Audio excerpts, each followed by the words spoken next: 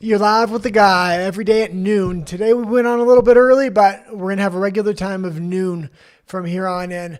I got a lot of political stories. I'm starting to get rid of the pop culture on my morning show, which this is. We have a secondary show called Nat and the Guy every night at 9:15 Mexico City time, right on this channel. Nat, why don't you say hi? Hello. That's the beautiful Nat. She's got her own show on our other channel called Nat and the Guy Espanol. It's all in Spanish. So if you are a Spanish speaker, please find the channel. Okay, let's go. Before we get into the hardcore politics there, Nat, why don't we go into a little bit of a funny video? The woke leftist final boss. So this guy is just the, well, I don't know if it's a guy, a girl, or an it, but it is just the epitome of what is wrong with the left right now, the progressive left to be specific. Oh, one sec, Nat's fixing an audio issue. I forgot to plug in my headphones so I wouldn't be able to listen to it. Thank you there, Nat. Mm-hmm. We're just talking about all the things you're capable of doing.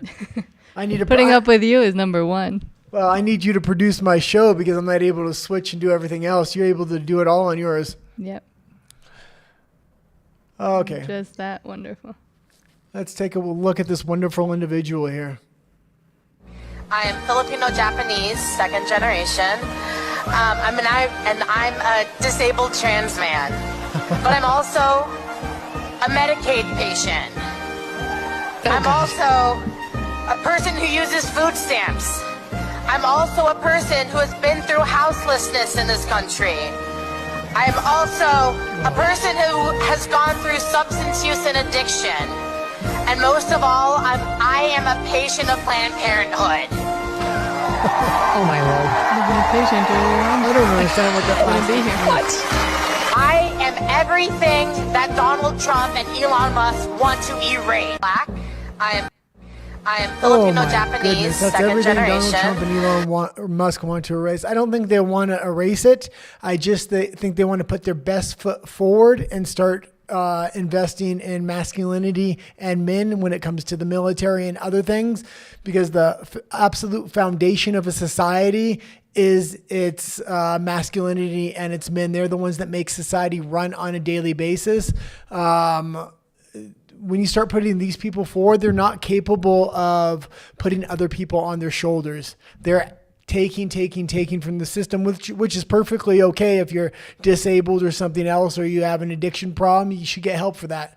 But we need to arrange society around men, because they're the ones that are going to do the heavy lifting for society.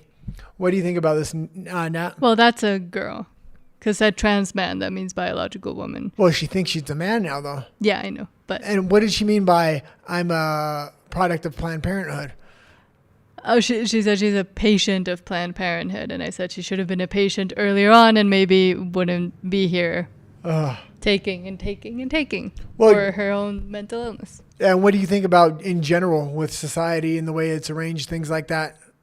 Well, like these people have been put forward, and victim mentality has been a thing of virtue over the last 10 years. I can feel the shift is finally changing, but it's weakened society overall, I think. Yes, and I mean, for centuries since humanity started, it had been arranged in a different way. Yeah. In the, let's say, traditional or natural way. And now only in the past, 30, 40 years has this insanity really taken hold. And we've seen the effects quite quickly of what happens in society. So. Well, and how do you think something like this happens in society? Over-coddling, people get bored.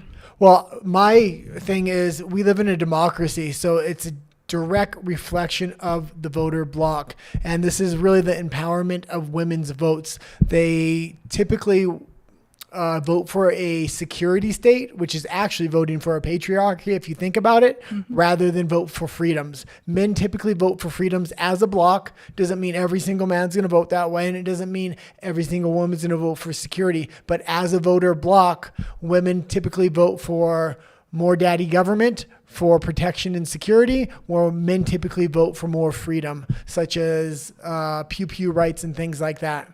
Mm-hmm. And I think that they also have this coddling mentality where they want to protect the weakest in society. So they vote for that, which then empowers the weaker voters in society. So I think this is a direct reflection of feminization through democracy. Mm-hmm.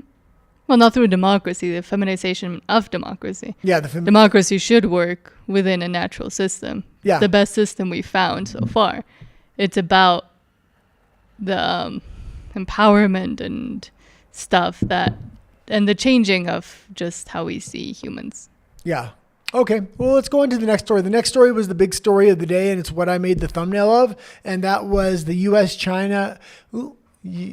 and China agreed to take a step back from sky-high tariffs and pause for 90 days while talks advance.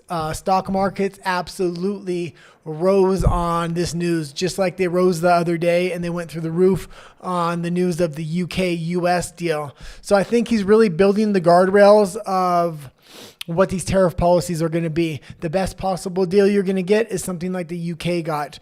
If you're an adversary or something like that, this Chinese deal is probably going to set the model for that. Mm-hmm. That being said, the Chinese deal is the most important deal, and it's going to be the hardest to negotiate. So they do need time to negotiate. So putting a 90-day pause on the tariffs is a very good idea. And just the idea of the pause made the stock market rise. So if this deal comes out on the good side for the United States, the stock market is going to have an absolute surge. That will set the foundation. The Chinese trade deal and the UK trade deal. Trump negotiated a masterful deal with the UK. If he can do the same with China, then we're going to have a set foundation. And I think this tariff policy that he's implementing will work. If this Chinese deal falls apart, we're going to have to wait to see till a bunch more deals do come in. What do you think about this Chinese? Well, don't you think deal? Doing a pause for 90 days makes the U.S. look a little weak after they wanted to go all hard on them? No, I think he's going in, and he's also seen what the stock market's going to do on a lot of these announcements. And so if he steps it up and then steps it back, the stock market doesn't crash. And I think that's what a lot of these announcements are. Of the liberals would say he's wiffle waffling. What I would say is he's having a controlled management of the stock market while he negotiates these deals. He has to negotiate hundreds of these deals with different countries that are kind of waiting in line right now. Canada is expected to be one of the next countries to come up with another deal after China. So we'll see what happens there. Do you think he could go back up with China to the insane levels of tariffs he wanted? No, right from day one when he put the tariff on China of 125%, then 145%, he said it would not stay at that. It would eventually come down once they negotiate a deal. He really wanted to put pressure on China so they can get to the negotiating table and make a deal. So I think that's what's really going on here. This is probably the single most important trade deal that's going to happen. And this trade deal is going to be for decoupling, but decoupling at a moderate rate, because at the rate of 145%, there is just no way that's going to be sustainable in the short term. But you also said the UK one was the most important deal. The UK is the most important deal for the allied, what would you call it? US allies? No, the France? Allied forces, but that's from the World War II. No, not allied forces. It's the most important trade deal for the Allies model of trade contract. China's going to represent the model for adversaries, I would say, and things like that. And that builds the guardrails. Your best deal, your worst deal. Now other countries are going to have to work in between those two. So when he does go negotiate with other countries, he's going to be able to kind of shine a light on what happened with China, where the UK's at, and where your country can kind of land. So it's going to help in speed up the negotiations for other countries, I think. So what happened it was just a pause? It was just a pause. Originally, the trade deal, the trade negotiations are coming along really well. There's a lot of news coming out over the weekend of China, US looked like they were going to get into a trade deal. It was coming along really fast. Trade deals typically take years, if not decades. The UK deal took over 25 years. A lot of people don't know that. Trump was finally able to get that deal by threatening the stick, which was the tariff, which made UK come to the table. So the fact that they may get this trade deal amongst the biggest two superpowers in the world within 90 days is pretty crazy to me to think. Okay, why don't we go into California? And why don't we'll talk a little bit about it.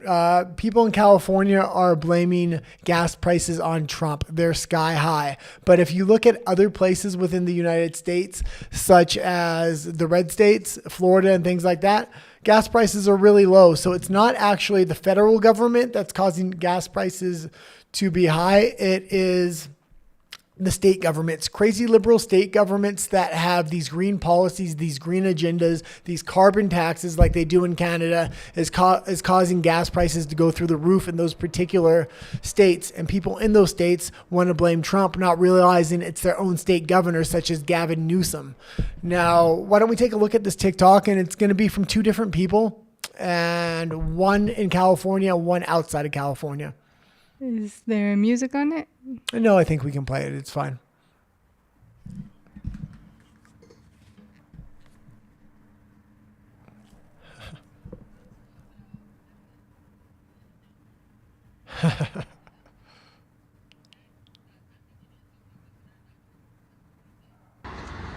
$2.69. That's what I'm paying right there. $2.69. Talk to your governor, not Trump. I'm gonna have to California replay it. is a show. Are you gonna have to replay it? I don't know what to tell you. Yeah, 'cause it's Drill, on. baby, drill, Oh, huh? okay. Whatever happened to lowering those gas prices, Donald? We need some answers. So let me guess. You live in California. So let me show you what I'm paying for gas over here, okay? Because I think you need to talk to your governor, not Trump. But let me show you what I'm paying. $2.69. That's what I'm paying right there. $2.69. Talk to your governor, and yeah, this not just Trump. really goes to show you California the federal government is is a show doing anyway, everything so they I can don't to know what keep to these tell you. gas prices down. But even more than the federal government right now, on a geostrategic level, gas prices are way down.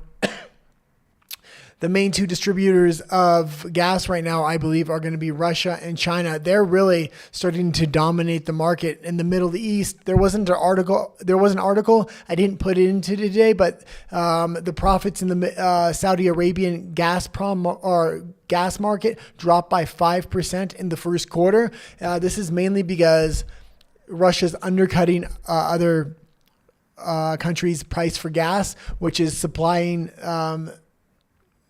places like China and Brazil, things like this with cheap gas. Well, the U.S. is drill, baby, drill. So this is lowering gas prices within the U.S. markets. I would not be surprised if gas drops under $2 within the next year and a half, especially when the midterms come up. I'm fully expecting $2 gas prices. This also really helps the economy in the United States. People wonder why there's so much inflation sometimes in the United States or Western markets. And it's one of the key factors is the price of oil and gas to transport your goods, to manufacture your goods. Everything that goes into the price of goods is really dictated by the price of oil. So goods prices can fluctuate very high and very low based upon oil prices. And oil prices had spiked under Biden. Okay, why don't we go? Do you have anything about gas and oil prices? We don't drive anymore since we moved to Mexico City. No, just in Canada it was crazy, but a lot of it had to do with policies that the government itself was putting, not the actual price of it. Yeah, as high as gas prices are in the United States, gas prices in Canada, I would say, are 5-10 times higher. It is crazy how much gas costs in Canada. And then on top of that, you have Mark Carney and the Canadian government having all these crazy green policies, which just reinforces the price of gas is going to continuously go up. It never really has a chance to go down in Canada. On top of that, they're forcing individuals into electric cars by saying any car manufactured before 2020 is no longer safe for the road and needs to be taken off the road. They're trying to get people so they can't even get to and from work. They're not going to be able to afford cars at the rate Canada is going. Okay, let's get into Let's see what the next story is. California folks blaming Trump for $7 gas prices. We just had that. The next one is pork. The shocking truth about pork. And before we get into this story, I'm going to go 2 stories back to back that involve meat. I'm very pro meat. I think there's a lot of health benefits, although I had always suspected pork wasn't the most healthy meat. I hadn't looked into it on this level, but everything this lady is saying does make is basic common sense to me, and it would make sense. I don't typically eat pork, and it doesn't have a good reaction to me in general. But after we watch this story, we're going to watch another story to show how the government is trying to manipulate people into not eating meat, or could. And with pork, there are a lot of, let's just call them ancient religions or religions in general that don't allow the consumption of pork, because we've known essentially since the dawn of time that it's not the healthiest or the best, and that it carries a lot of pathogens within it.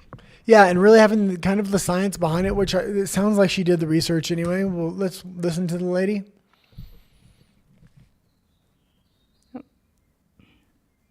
Did you know pork is the most toxic meat a human could ever eat? Firstly, the World Health Organization puts bacon, ham, and sausages in the same cancer-causing group as cigarettes and asbestos. Like, what? Secondly, pigs will literally eat anything. Rotten foods, feces, even their own dead babies. Ugh. Thirdly, unlike any other animal, pigs have absolutely no filtration systems. No sweat glands, no chewing, and no urine filtration. Pigs digest food in only 4 hours, so 98% of toxins stay trapped inside their fat and tissue. And people choose to eat this? Like, this is so disgusting. Plus, have you seen where pigs live? It's filthy. Next time you hear, this place looks like a pigsty, remember, this ain't an insult. It's a warning. On top of all this, pig is the #1 cause of tapeworm infections and is linked to terrifying diseases like hepatitis E, trichinosis, swine flu, salmonella. No matter how much you cook the meat, you can't burn away the toxins, parasites, heavy metals, and cancer-causing chemicals that are buried deep in their flesh. Studies also link pork to early puberty, fertility issues, and even cancer. Bacon is one of the most unhealthiest meats on our whole entire planet. It's packed with saturated fats and cholesterol, which clog your arteries, raise your blood pressure, and skyrocket your risk of a heart attack and stroke. You are not just eating meat. You are swallowing years of filth, diseases, and poison. No wonder pork is forbidden in most religions. Not just in the Quran, but also in the Bible and the Torah. Even Buddhists and Hindus are urged to avoid pork. I don't know about you guys, but I'm definitely staying away from pork. Okay. What do you guys? Although when I would first look at something like this, I could look at it as meat propaganda, but they're really focusing in on pork, which I can agree there is an ancient history of humans in general knew pork could spread a lot of disease and things like that. I couldn't quite hear you when the video was on. What were you saying? That some saturated fats aren't that bad for you. Oh yeah, certain saturated fats are good, but I'm not too sure about pork. Unsaturated and I am glad I do generally stay away from pork. When I used to be extremely poor when I was younger, pork is so cheap. It would be the only meat I could afford at one point in my life. So I used to eat a lot of pork, and it just doesn't make the body feel too good. How often? You don't eat that much meat to begin with. But pork grosses me out. But that's what you bought the other day was barbecue pork. Yeah, okay. Pulled pork I like, but even then it has bits in it. So unless I'm preparing the meat myself, regardless of what it is, I don't like cartilage and fat, so I have to take it out. Yeah, I mainly eat beef now, so I eat tacos every day. Which right now in Mexico, there might be a lot of contaminated beef, and Trump actually banned imports of meat from Mexico. Oh, I didn't know this. Because of a worm that's getting into them. So eating meat might not be the best right now. Well, I don't know, but we're going to see. Because it's a worm that gets into you and gets into your flesh and actually can pop out of your skin. This is a good segue into the next story, because this guy's going to talk about how he can force people to stop eating meat. And if you don't know the history of ticks, which is going to be related to this next story, there is a lot of evidence that is mounting that Lyme disease was created by the U.S. government in a lab, and it had spread from this East Coast laboratory decades and decades and decades ago. This is all speculation. This is speculation, but there is mounting evidence and documents that are starting to come out on this. So I just want to bring that to that talking point to the forefront as we do listen to this gentleman talk, because he's going to talk about how to spread things through a tick. And there is a little bit of a history, especially in the United States, of this. Okay, let's go into this. This is a bit, it's only a minute. There's no music, right? No, I don't think so. Meat, right? Turn it and up. if they were to cut down on their consumption on meat, then they would, it would actually really help the planet. But people are not willing to give up meat. Yeah, some people will be willing to, but other people, they may be willing to, but they have a weakness of will. They say, wow, this steak is just too juicy. I can't do it. A weakness of will. It's not a weakness of will. This guy is talking about like all meats are bad. There is a ton of good nutrients in meats. You can consume a lot less of food for a lot more calories, and there is a lot of healthy amino acids, good fats, good saturated fats in meat. Generally, meats are very healthy, and people aren't eating meat just because they have a weakness of will. Exactly the opposite. I typically eat meat because I care about my health. But the problem is that the meat you consume from the grocery store, which you do and I've told you not to, is still covered in hormones, medicines, pesticides, stuff that is not actually regulated. The best kind of meat, the best meat people should be eating is grass-fed, grass-finished meat. Yeah, I will agree, but it's really hard to afford that stuff on a month basis. Okay, let's continue. But if you can, that's the best option. Let's continue with this guy's master plan. One of those, by the way. So, so here's the thought, right? So it turns out that we know a lot about, we have these intolerance to, for example, I have milk intolerance. And some people are intolerant to crayfish. So possibly we can use human engineering to make it the case that we're intolerant to certain kinds of meat, to certain kinds of bovine proteins. And there's actually analogs of this in life. There's this thing called the Lone Star tick, where if it bites you, you'll become allergic to meat. I can sort of describe the mechanism. So that's something that we can do through human engineering. We can kind of possibly address really big world problems through human engineering. Okay. So this is kind of crazy. He wants to intentionally push people into not eating meat. So it's one thing to have a propaganda campaign. It's another thing to release a freaking tick into the environment so people will get sick when they eat meat. There's just a lot of things like this going on lately. We heard a lot about the jibby jabs. People weren't having the uptake that the government wanted, so they created an aerosol version that would naturally spread in the environment, so every single person would have the next jibby jab. Now, I don't think that model is as profitable, so I don't know if they're going forward with it. But also, we seen, what was the story we did the other day with the airplanes? Which one? Remember? They were trying to block out the sun. Oh, yes. They had this. Bill Gates is going forward with a program in coordination with the UK government to block out the sun in this geoengineering kind of like mass villain plot that he's doing, and this could affect the entire globe and knock us into an ice age. Recently, last year, there was over 100 billion tons of new ice formed in the Arctic. So it seems like climate change isn't as much as a thing as we've been propping it up to be, and there is counter science coming out every day to this. Would you have anything to say about this meat and these ticks? Well, just that in general, meat that you get at the grocery store is not the healthiest. So yes, some people might be having allergic reactions, but it might be to the components that the cows are actually injected with or treated with rather than the meat itself. Because meat is,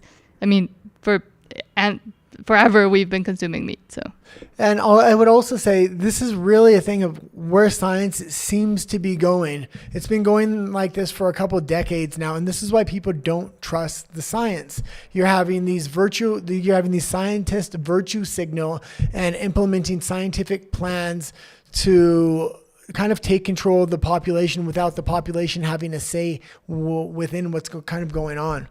It's a little bit, how would you say it? Worrying, yeah. Okay, let's go into the next story here.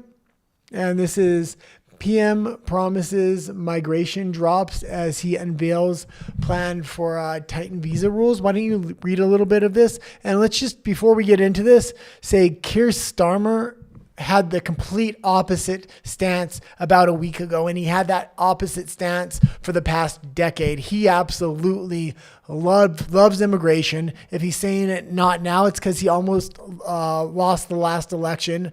The Reform Party in the UK is absolutely surging. So now he's trying to reformat his talking points to sound more like Reform UK. This guy cannot be trusted. Anybody that's coming out of nowhere and doesn't have a history of being against immigration, I wouldn't trust him either. Well, why don't we read a little bit of the article? Then we'll go into a clip from Keir Starmer himself. Sir Keir Starmer has promised the government's new immigration measures will mean net migration falls significantly over the next 4 years. The Prime Minister unveiled plans to ban recruitment of care workers from overseas, tighten access to skilled worker visas, and raise the costs to employers in an effort to curb near-record net migration. He did not set a precise target, but the Home Office estimated the policies could lead to 100,000 drop in immigration by year 2029 based on analysis of just 8 of the core policies where a quantitative assessment could be made. Conservative leader Kemi Badenoch said this is nowhere near the scale of the change we need to see. No, and this is the same thing Canada is doing right now. The Canadian Prime Minister is having this big game where he's talking anti-immigration, but if you look at the actual policies, he's increasing the amount of immigration. He's kind of just slowing it down for a year. And even in the period where he's slowing it down, it's not completely stopped. It's still way out of control. And then he's going to try to make up for it when people aren't watching now in a few more years. So I just do not trust Keir Starmer, especially the way he's talked previous to this. This guy is an absolute liar. We've seen him in the train this weekend with Emmanuel Macron, and he was having a hell of a good time partying. I won't go too much in depth on that because we are on YouTube. Maybe an RUMBLE later on our other show. We will talk a little bit more about that. But why don't we go into the actual clip here of him? Oh, there's a clip? Oh, yeah, there's a clip on X. Oh, why don't you find the clip? Okay, so keep talking about stuff. Okay, so mass immigration has absolutely destroyed the British society right now. And with the Pakistan-Indian war, it looked like it had come to a conclusion, but it did not this weekend. And Indian citizens will soon be able to claim refugee status to come over to Britain, and that will completely change the demographic even more so. And Indian immigrants are not going to get along with Muslim immigrants, so that's going to cause a lot of tension within the country itself. Okay, why don't we play it? Let me put it this way. Nations depend on rules, fair rules. Sometimes they're written down, often they're not. But either way, they give shape to our values, guide us towards our rights, of course, but also our responsibilities, the obligations we owe to each other. Now, in a diverse nation like ours, and I celebrate that, these rules become even more important. Without them, we risk becoming an island of strangers, not a nation that walks forward together. So when you have an immigration system that seems almost designed to permit abuse, that encourages some businesses to bring in lower paid workers rather than invest in our young people. Pause it. Or simply one that is... Now, this is absolutely ridiculous. He's saying this. He's completely responsible for this. We just did a story on the Canadian government. The UK has similar policies of they bring these immigrants in and then they place them in jobs, and the employer is far more likely to hire the immigrant because they're reimbursed 30% of their salary by the federal government. So it's 30% cheaper to hire an immigrant worker that's supplied by the government. Their policies are completely there to benefit the immigrant and not the normal citizen. I think this is why the citizenry is getting extremely mad. We've also recently reported that in Canada, an immigrant is not only getting job placement and the employer is getting a 30% 10% discount, but the immigrant gets a daily stipend, which is given to them, which is equivalent of $81,000 a year, which is absolutely insane. And that's tax-free money. Tax-free money in Canada, $81,000 would be the equivalent of $160,000 if they had to pay taxes on it. So the fact that the Canadian government is giving $160,000 free salary for doing no work to immigrants is insane. Let's continue with Keir Starmer here. Sold by politicians to the British people on an entirely false premise. Then you're not championing growth. You're not championing justice, or however else people defend the status quo. You're actually contributing to the forces that are slowly pulling our country apart. So yes, I believe in this. I believe we need to reduce immigration significantly. That's why some of the policies in this white paper go back nearly 3 years. Why I told the Labour Party conference, taking back control is a Labour argument. And why, most importantly of all, inward migration is already falling with this government. This guy is just a liar, and he likes to lie, and then lie some more. Changes his policies, says he's told his party that immigration is the bad thing. Yeah, he just said it the other day. For the past decade, this guy has been on the pro-immigration train, and he's passed the legislation that has absolutely crippled the UK. The shame about this thing is he can change his policy, and he will have the propaganda wing of the UK and the BBC putting out his basic propaganda, and people will kind of eat it up because there is so much censorship in the UK. When they try to put his lies up on social media, they will be censored in the UK, and they may even be considered hate speech. What do you think about this? Yes. Yes. Sorry, I was trying to fix things. So I'm not listening to you. Well, what do you think about the immigration policies in the UK? And now Keir Starmer's all of a sudden all against it. Well, I mean, all of these liberal politicians will always try to, once the problem is uncontrollable, try to say that they've always tried to control it and they're going to do something. But as you mentioned, same as Justin Trudeau, it's just words to keep voters engaged, especially now that he sees that this is a topic that worries most Britain. Yeah, well, he's acting like this is his number one issue. His number one issue has been Ukraine. That's all he's considered over the past 3 or 4 years. He puts Ukraine ahead of the UK time and time again. It's absolutely crazy. As the UK crumbles, all he's concerned about is Ukraine, and he wants to engage that war so there is a broader war. The problem is Putin is a very smart leader, and as long as he doesn't cut off the EU from Russian gas, it's going to be hard for the UK government and the rest of the EU governments to realign the people with the EU government or the UK government. What do I mean by that? What I mean by that is right now, the governments are acting like a bunch of elitists that are completely separated from the people. They have time and time again been trying to get Russia to cut off the European Union from oil and gas. So much so they bombed their own pipeline, the Nord Stream 2, which is absolutely crazy. They keep trying to escalate this war and do things that will cause Russia to shut off the gas. If Russia shuts off the gas and oil to the EU, what then happens? People will die because of the cold in the winter. They will begin to starve. They won't be able to work. Manufacturing will completely die. The society will start to absolutely crumble. What that will do is enrage your basic citizen within all these EU countries, and it will realign them with their own governments, and their own governments will start saying, we need to go to war with Russia. Russia's the one that's bringing this suffering on us. But Putin's been smart enough not to cut off oil or gas in any way, shape, or form. A matter of fact, he's increased security on these oil pipelines, not because he wants the money, but because it separates the population from the EU governments. And we're starting to see the governments in these individual countries wanting to separate from the EU. We're seeing this happen in Hungary, Italy, Romania. They do not like these EU policies, and the EU seems to supersede their own prime ministers of these individual countries. Okay. And presidents. Or presidents or prime ministers, yeah.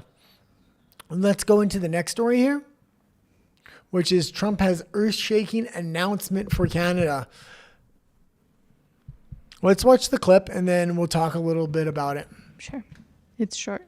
Okay. I said before in our meeting with the new and very talented Prime Minister of Canada that we have some very big announcement to make. It's not about trade, it's about something else, but it's going to be a truly earth-shattering and positive development for this country and for the people of this country.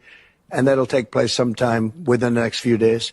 I said before. Yeah, and I do a lot of Canadian news because me and Nat used to live in Canada for about a decade before we moved to Mexico City. So I'm very interested in what's happening here. I'm very interested in the separatist movement in Canada. Now, what I hope it is, I know it's not going to be that, but I didn't even think about this until I seen a post on X. Somebody said, oh, they have Mark Carney, who is the Prime Minister of Canada, on one of these Epstein tapes. And that's why it would be earth-shattering news. That would be great, but obviously it's not going to be that. What it could be related to is a military alliance. I would say an economic collaboration, but he said it's not about trade. So I'm guessing it's a lot less to do with economics and a lot more to do with military. What do you think the news could be here, Nat? Trade deal. No, he said it's not about trade.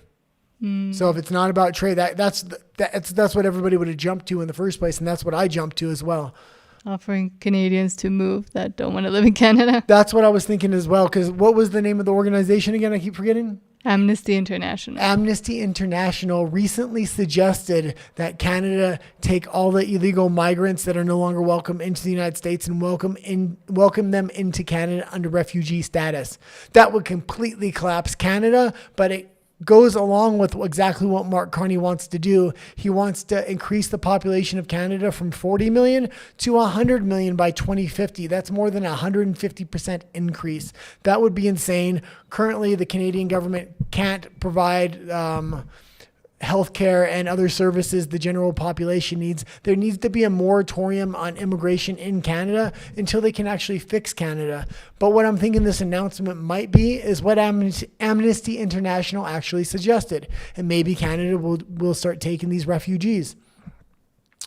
Okay, let's go into the next story you have on deck. And is that... It's also about taking in people, but this time by the U.S. Yeah. So the U.S. isn't completely against immigration. They have had the policy of taking in South African farmers that are being genocided and persecuted because of the color of their skin. Lives are being ended over there. Their land is being taken. It's absolutely crazy. This is happening in the modern era. You can understand in a war zone that this is happening, but supposedly South Africa isn't a war zone. Okay, so let's play this clip and just hear what's happening with the South African immigrants. The president has shown support for South African refugees that are coming to the United States next week. Can you talk about what these refugees are fleeing and why this is a priority for the administration? Well, the president has actually signed an executive order on that matter. My office can get it back to you, Michael. But this group in South Africa has faced racial persecution. In fact, the government there has okay, that's going to be good. The clip's a little low, so basically what she's saying is the group of migrants that are coming from South Africa with the assistance of the United States have faced racial persecution as well as having to fear for their lives. So as far as claiming refugee status, the government still is letting refugees in. They're just being a lot more selective on who can qualify for refugee status. People from South Africa definitely qualify for refugee status at this point. So what do you think about this? I know for a while we were reporting a lot about South Africa because South Africa and Ireland, I think, are really tip of the spear for a lot of these issues right now. Mm-hmm. Oh, yep. No. You have nothing to say. Well, I've been trying to fix stuff. So. Okay. Well, maybe I'll start recording my segments separately from the lives, and then I'll kind of brief you on some of the stories, so you got a little bit of an opinion. Okay. Why don't we go into U.S. backing Pakistan? I don't think you had an article on this one. No, I'm trying to. Okay. The reason I put this story in here, and maybe I'll read my notes here. U.S. quietly backing Pakistan. U.S. Secret bases in Pakistan. Pakistan has been involved in the past in the U.S. in rendition programs. If you don't know what a rendition program is, it's when somebody's kidnapped and secretly tortured and possibly executed within a country. Pakistan is known to be one of these countries the U.S. typically uses. It's a small country that not a lot of people pay attention to, and it's worked out well for the U.S. This is why they typically back Pakistan. So Trump has had good relations with Modi in India, so I was kind of expecting him to back India more in this situation, but the U.S. or segments of the U.S. administration is really backing Pakistan in at this point. So this is kind of why I brought this story up. Also because Trump and J.D. Vance both released a statement on, I believe it was either Saturday or Sunday, saying that they had saying they had talks with Pakistan and India overnight and they had agreed to a ceasefire. That ceasefire didn't last more than 24 hours before they started fighting again. So that was the original news I was going to come with. But I was also thinking, like, I've reported a lot that Pakistan doesn't have the arms to fight India at this point because they were pressured by the previous U.S. administration to give most of their weapons to Ukraine. So they're severely outmanned and they just don't have the weaponry. But the war is continuing to escalate and they're fighting again. I'm guessing the U.S. may be supplying Pakistan with weapons, or Pakistan has found a country to supply them with weaponry, such as China or Russia, although I would suspect more so the U.S. than China or Russia. China or Russia do not want a conflict between Pakistan and India right now because of the BRICS alliance. And we're going to go more into this story. Actually, it's the next story. Why don't we go right into that? And that's Lula from Brazil. Yes. So Russia hosted the leaders of China and Brazil for the 80th anniversary of its World War II victory.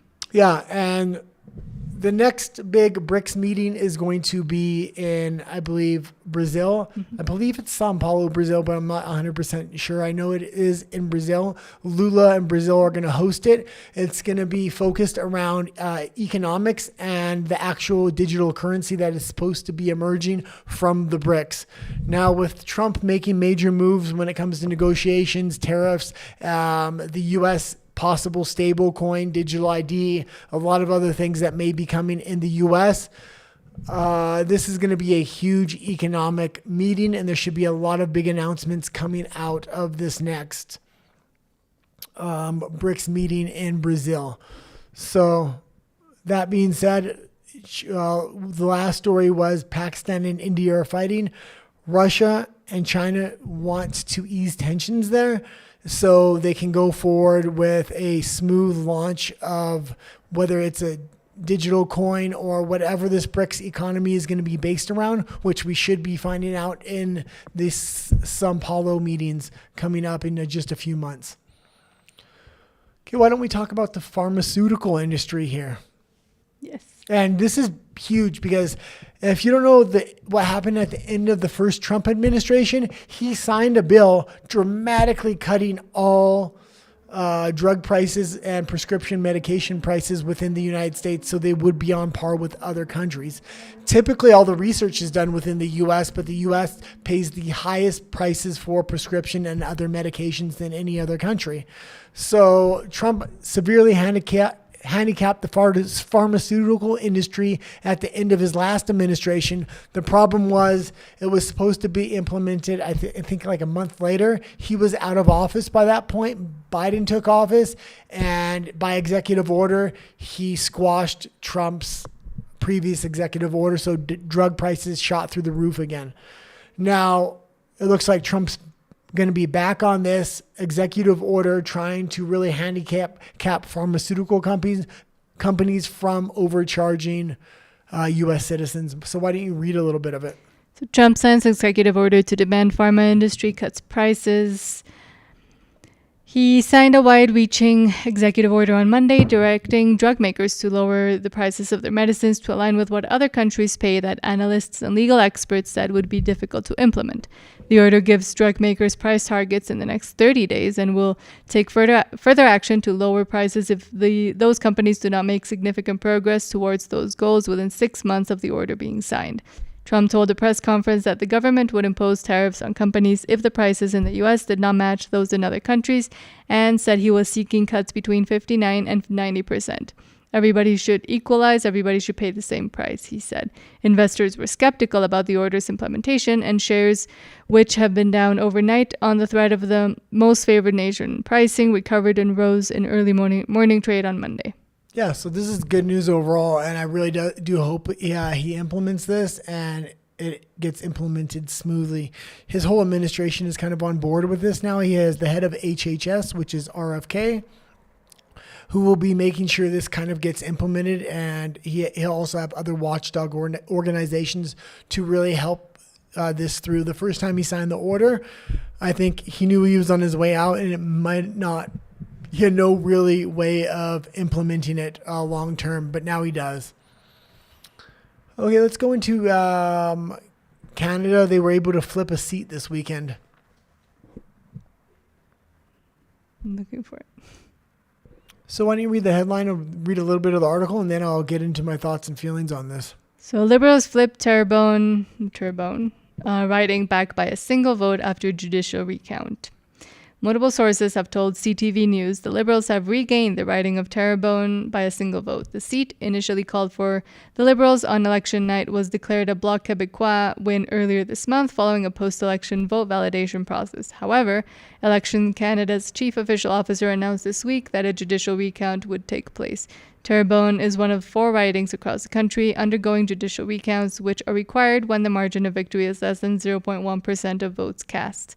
Tatiana Auguste ran a strong campaign, and we're excited she'll be joining our Liberal team in Parliament as the MP for Terrebonne, Liberal Party spokesman Matteo Rossi said. So what's happening here is they're trying to rig the election. They need 172 seats in order to have a majority in government, so the new dictator of Canada can push through anything that he wants. They had 169 seats. Now they have 170. There's a couple politicians that have stepped down in the riding, so they're going to have a re-election. So they have a potential to pick up 1 or 2 more seats, which would give them a majority government. But the fact that this is coming a week after the election because of recounts, and if you look at the actual numbers, what happened here, they disqualified 904 ballots. Then they re-implemented 200 of those ballots, which were primarily Liberal ballots. What about the other 700? Who's choosing which of these ballots are being granted approval to be counted now? Just enough so the Liberals win by 1 vote. People are not going to trust the Canadian election system, which used to be one of the most secure in the world, when you start flipping seats, flipping votes a week after the election by 1 vote.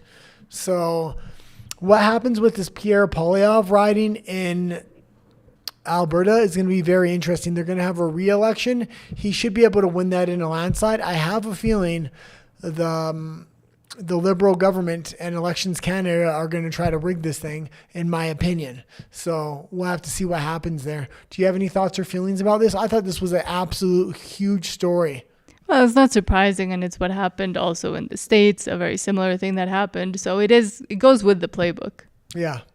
Even if he doesn't get those 2 seats, he only needs 2 other MPs from 2 other parties. The Conservatives won't come to join him, but the NDP, a couple of those politicians may.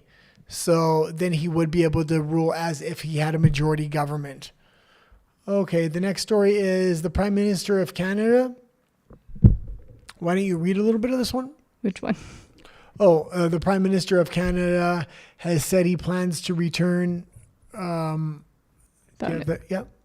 So he says he plans. So Mark Carney, the new Prime Minister of Canada, before unelected Prime Minister of Canada, has said he plans to return to Justin Trudeau's gender parity rule for his cabinet. So it was something Justin Trudeau was very proud about. Yeah, so... And then he fired all of them. Well, this didn't make sense because he started firing all the females, and then he pointed out in the United States Justin Trudeau had this huge speech after the U.S. election. Rather than congratulating Trump, he said, our neighbors to the south have missed a real opportunity to elect a strong female leader. And then he really just degraded Trump, pumped up Kamala after the election had happened. And then they unelected this new PM of Canada, who's an old white male, which I don't mind, but by their own standards, they should be electing a female. And now they're going into this DEI policy for government that they want to get 50% of these politicians to be female. This is crazy, and this will weaken Canada overall. Now, if a female candidate is actually qualified and can earn the position, I have no problem with that. Danielle Smith is a great politician, and there are a few female politicians that are good, but they're few and far between. What do you have to say about this, Nat?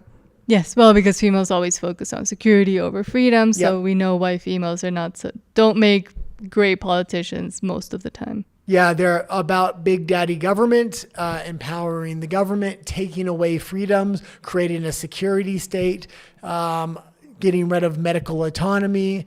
They always are on board with censorship in general. I'm not saying every female politician, because like I said, Danielle Smith seems to be the exception to that. But in general, the female voting bloc is similar to female politicians. They want to take away freedoms and create a security state. Okay, and let's go into the next story, which is another Trudeau story. This is a little bit older. I just want to kind of re-highlight this because we were on the subject of Trudeau, and that's the $11 billion he spent overseas on gendered programs. Yes, so it was revealed that Trudeau spent $11 billion on overseas gender programs. I think that's $11 billion. During his tenure. How much is that? $11 billion, right? Yeah, 11 million would be... No, that's not million. That's zeros. Okay, continue to go. Oh, keep reading? Yeah. Over the last 10 years, the government of Canada has spent around $11.2 billion on overseas gender initiatives, focusing on projects directly targeting gender equality and women's empowerment as outlined in Canada's Feminist International Assistance Policy. The figure is a conservative estimate as it primarily includes gender-targeted aid and does not account for the full value of gender-integrated programs, which could add billions if more fully calculated. So this is $11 billion just in gendered programs. There's hundreds of billions of dollars the Canadian government is spending on these global initiatives that are absolutely ridiculous, whether it's gender or the transgendered story hour or goat farming in Dubai or whatever crazy policy they're funding. Canada is completely falling apart. If they would have spent this $11 billion, they could actually fix their Medicare program. People could actually have health care. They could actually build a real infrastructure within Canada because it lacks a lot. They could have diversified their economy, which they failed to do. That's why their economy is on the verge of collapse right now. I follow the Canadian economy very close, and over the next 2 years, I am expecting a full collapse of that economy unless some miracle deal comes out with the U.S., which I'm not expecting. But Trump says he does have that big announcement today with Mark Carney. So I'm going to be very, or not today, within the next few days. So I'm going to be very interested with what that is. Do you have any thoughts or feelings on this? Well, also at the same time, was it actually going to that, or was it a way to move money around? Well, that's what all these liberal policies ultimately were. That's what USAID was and everything else. But now that people are looking into these and that the culture has kind of shifted away from these radical liberal policies, people are not okay with this. They really never have been okay with this, but the propaganda machine of the globalists have really silenced the people that were opposed. Mm-hmm. Let's go into the last story. We'll talk a little bit more about this tonight. I can't talk too much about it because of the YouTube censors, but we'll play the video and we'll see if we can't push the boundaries a little bit. How long is the video? 43 seconds. Perfect. Oh, and maybe I'll set it up a little bit.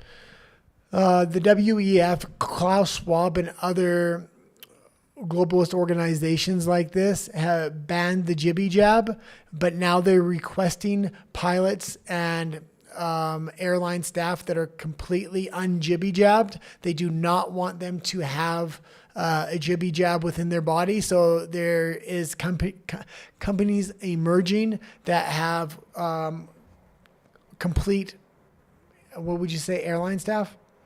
Airline crew that are unjabbed. And so they had banned the jab, or they had requested the jab? They requested that they're completely unjabbed because but before you said they had banned it. So initially had they banned it, or had they requested that anybody that wasn't couldn't fly? Huh? Because I was listening to you in the replay, and you said initially the WEF was requesting everybody not take it, but they were requesting they take it, right? They take the jab. No, they're requesting that nobody has a jab. Now, but before they had asked. No, they never wanted this. They never? Yes. Oh. But now it's emerging. Okay. So the WEF and other globalist elites that can actually afford to pay more for a crew wants an unjabbed crew. They're scared something's going to happen in midair, like these sudden dying deaths that are absolutely spiking through the roof all over the world. So a lot of these airplane crews are being supplied by the U.S. because the U.S. was one of the few countries that didn't completely mandate jibby jabs. So they're one of the only countries with qualified pilots and airline crews that can actually meet this quota. Okay, why don't you play it? Freedom Flyers, Josh Yoder, he's the head president of the U.S. Freedom Flyers. He said they're getting calls now from wealthy businessmen and companies to fly their executives around on business jets with unvaccinated crew. Now, they get the luxury of being able to choose because there are still a large amount of crew available in the United States who are not vaccinated because the companies they work for didn't mandate it. And Yes. these wealthy businessmen are requiring unvaccinated crew on their business jets. Now, passengers of an airline buy a ticket, don't have that luxury. It's just like, okay, the U.S. Freedom Flyers, Josh Yoder, he's the... That's good.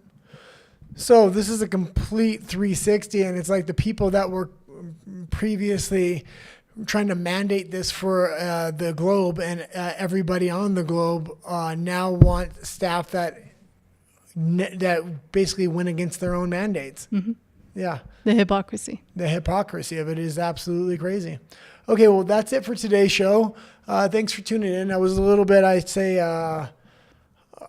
off par today. Monday's always a little bit harder to get into it, so I was all over the map. Tune into us tonight on Nat and the Guy Espanol at 8 p.m. Mexico City time. Nat has her own show, and in Spanish. And then at 9:15 we'll be back here with Nat and the Guy in English. The main show. Yeah. Yes.